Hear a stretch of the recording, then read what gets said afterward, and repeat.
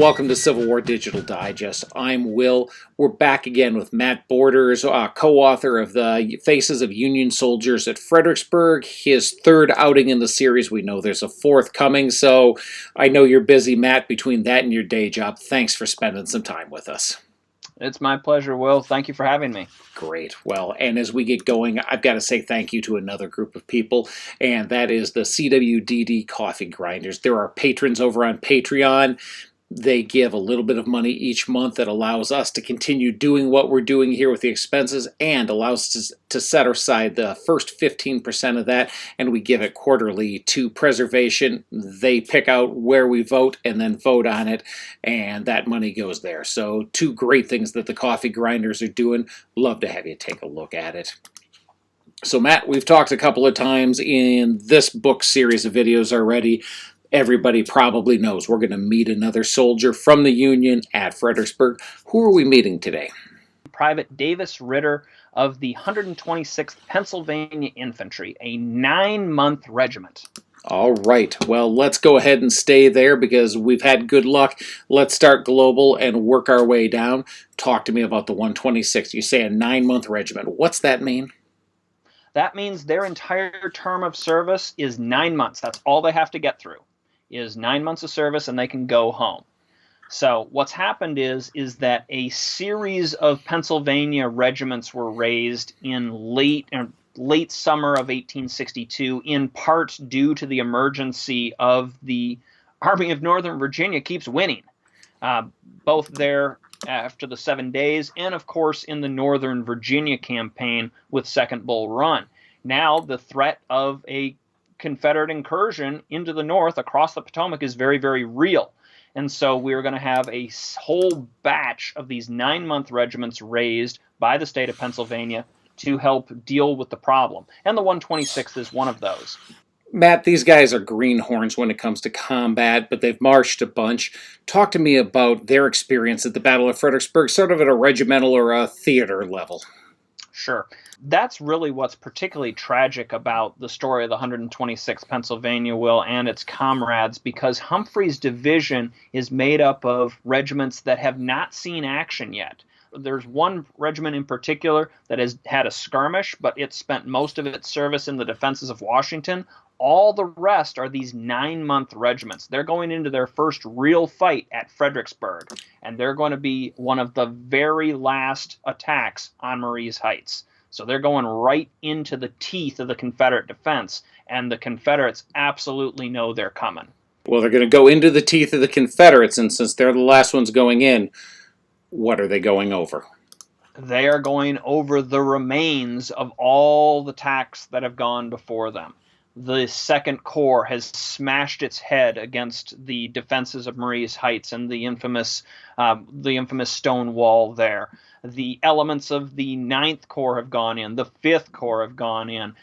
All of these troops being cut down and forced back, and many of them trying to stop the advance of Humphrey's division. There are many accounts of soldiers, old hands, guys who know what these guys are about to walk into, physically grabbing them and trying to stop them.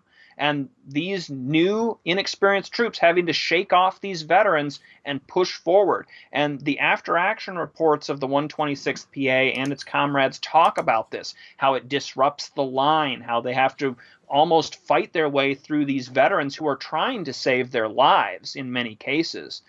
The regimental commander for the 126th is actually going to go down while trying to advance his troops because of the disruption of all these other soldiers and the fences that are still there, or at least partially there. He's had to dismount his horse, and he's going in on foot, and he'll be hit in the process. The soldiers of Humphrey's division, much love to the Irish Brigade, but there is a very strong argument that they will get closer to the wall than any other federal troops. And in a large part due to the fact that they have never done this before. And so they are just going in, come hell or high water, they're going to try to do this job. And it takes this just crushing fire from the Confederates to finally force them back. Wow. Well, that's really something drawn, I must say, out of the book. That map just got my attention when you see where the 126th and their friends are going, and you see actually drawn on the map some of the scattered, broken up remains of different regiments and brigades. It was amazing for little blocks. It actually gave me pause and made me stop and think about it in a new way looking at this book. Absolutely. I mean, they are just the little shapes on the map, but it does give you some idea of just how many troops are still milling around, are in that low spot of ground, the only place that they can find any sort of cover, and the fact that they are doing everything in their power to stay out of the line of fire and maybe even try to keep these inexperienced troops from going into that same fire. Let's talk about the man out of the 126th who went forward with them. Let's talk about Davis Ritter. Absolutely. Now, Davis Ritter is a fairly typical recruit for the time. He is 21 years old when he enlisted in August of 1862, and he'd been a farmhand before the war. Somewhere in the neighborhood of 80% of both Union and Confederate armies are farmers or related to agriculture in some way. So he is very, very typical, if you will, for a Union private. Now, he is going to enlist in Company K of the 126th PA for 9 months, as we said, and he is going to survive his enlistment. He makes it through Fredericksburg and that crushing fire we were talking about. He makes it through the Battle of Chancellorsville, where the 126th has its second engagement. Not as heavily engaged as at Fredericksburg, but still in the mix there. And he is going to muster out on May 20th, 1863. Now, what I found particularly fascinating about Ritter is that this is a man who has done his service. Sure, he was not in a 3-year regiment, but he has done his full service. He doesn't have to go back, but he does.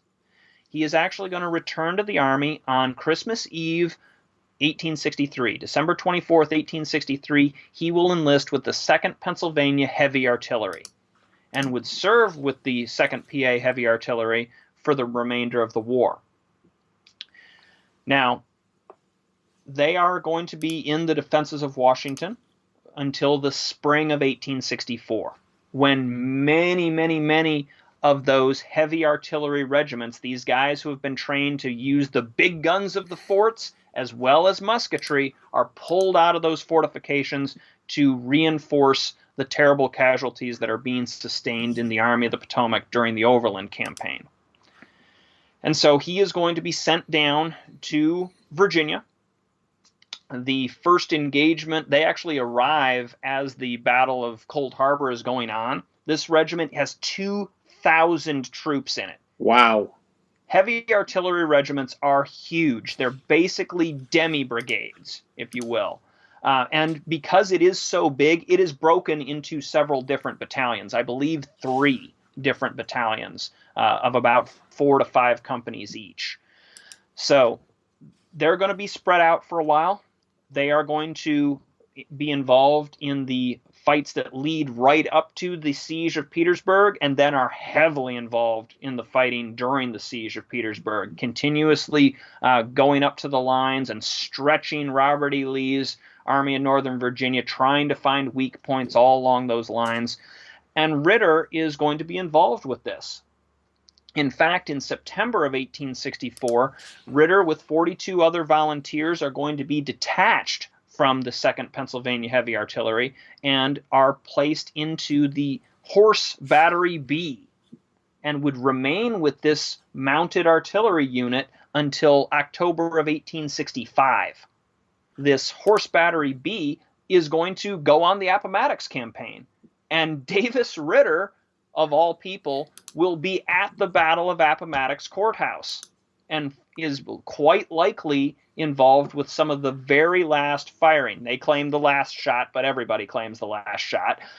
So he is quite likely involved in some of the very last shooting with the Army of the Potomac. And then what happens to him after Lee surrenders at Appomattox? What's interesting is that the 2nd Pennsylvania, now veteran heavy artillery, still has quite a bit of time to serve. And it will be one of the last Caucasian regiments to muster out as a volunteer force. As you know, Will, there's a number of United States Colored Troop regiments that are going to be remaining in the service well into 66, I think even a couple into 67. The 2nd Pennsylvania Veteran Heavy Artillery will serve until January of 1866. Now, we do know that Davis Ritter will go home at this point. He begins a family, but as with many soldiers in the American Civil War, we will actually lose track of him.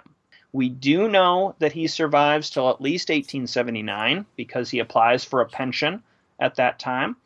And we believe he dies shortly thereafter as his wife and one child puts in for a survivor's pension in 1881. Great. Well, sum Davis up. What is Mr. Ritter to you? Why does he have a place in the faces of Union soldiers at Fredericksburg? Well, Davis Ritter, not only does he have a great image and something of a non-typical image because the CDV that we used for him is actually in his artilleryman's uniform. So he's wearing the shorter mounted jacket as opposed to an infantryman's uniform. And we did want to touch on that a bit. But he is also a great example of the private soldier. He's almost the average age of most federal troops. Again, he's about 21 years old when he enlists. He is going to do his duty with that first 9-month regiment, the 126th Pennsylvania, but his willingness to go back again, even after the horror that was Fredericksburg, is something that has really stuck with me. And the fact that we still need, not still trying, but still need to find out information about him. The fact that we don't know where his final resting place is. We've got a theory on that, but we can't verify it at this point. And so this is a good example of the ongoing research that needs to be done for many, many, many of the veterans and soldiers that fought in the American Civil War. History is 160 years old, but we're not rewriting it, but we're filling in a lot of the gaps to it, and it seems like that's something you're doing there. Yep, adding to it. That's what we're doing. Fantastic. Well, Matt, thanks for spending time with us and for bringing Davis Ritter and other stories to us. Well, thank you also for spending time with us on this episode of Civil War Digital Digest and this entire little series about a book. We're able to see that through a book, you're able to get a better connection to history, and you find passionate historians and researchers like Matt Barters and Joe Stahl, and you hear them continuing. The book's published. You could quit and go on to something else. Matt has another book coming, yet he's still here trying to find more about Davis Ritter. This is the connection to history that we keep talking about. I hope you get a chance to find it for yourself. Share it with somebody. We'll see you down the road.